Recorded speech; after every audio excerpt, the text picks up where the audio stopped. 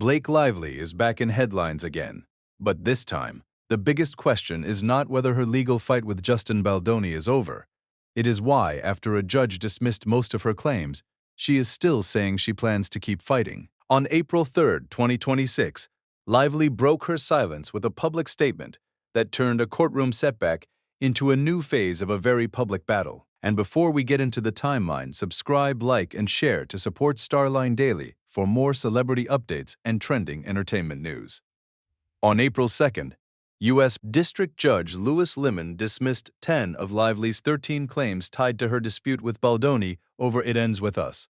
The dismissed claims included sexual harassment-related allegations, defamation, and conspiracy, but the ruling did not end the case entirely. A narrower group of claims, including retaliation-related allegations and breach of contract claims tied to Wayfarer Studios, was allowed to continue toward a trial scheduled for May 18, 2026, in New York. That is what made Lively's April 3rd message so significant.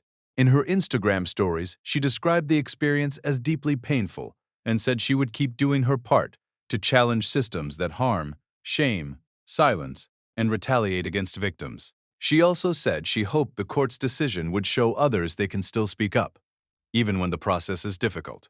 The post quickly became part of the story because it reframed the moment less as an ending and more as a pivot toward the claims she says still matter most.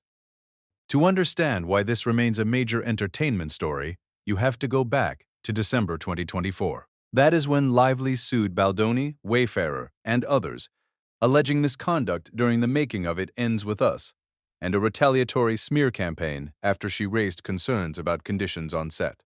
Baldoni has denied the allegations. What followed was months of bitter legal filings, public statements, and countersuits that turned a film release into one of Hollywood's most closely watched court fights.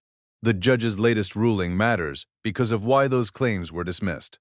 According to Reuters and AP, Liman concluded that Lively was acting as an independent contractor rather than an employee, which meant some federal workplace protections did not apply in the way her legal team argued.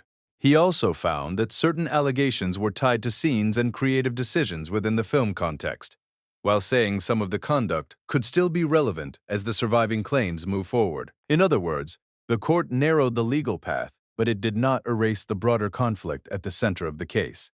There is another layer here that viewers have been tracking for months. In June 2005, Judge Liman also dismissed Baldoni's $400 million defamation lawsuit against Lively, Ryan Reynolds, and others, as well as a related lawsuit against the New York Times. That earlier ruling was widely seen as a major win for Lively's side.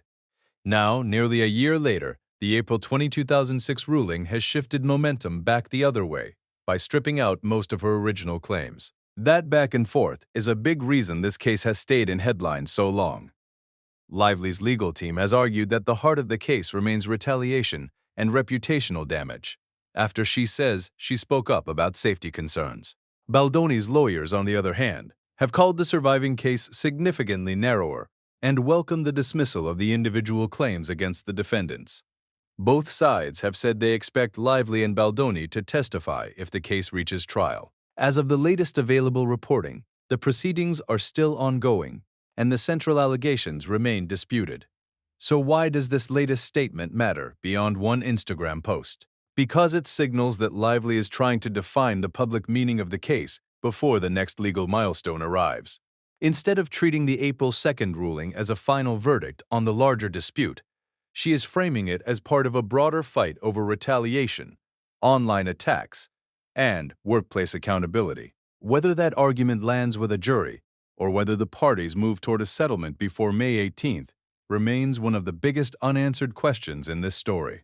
Thanks for watching, and thank you for supporting Starline Daily.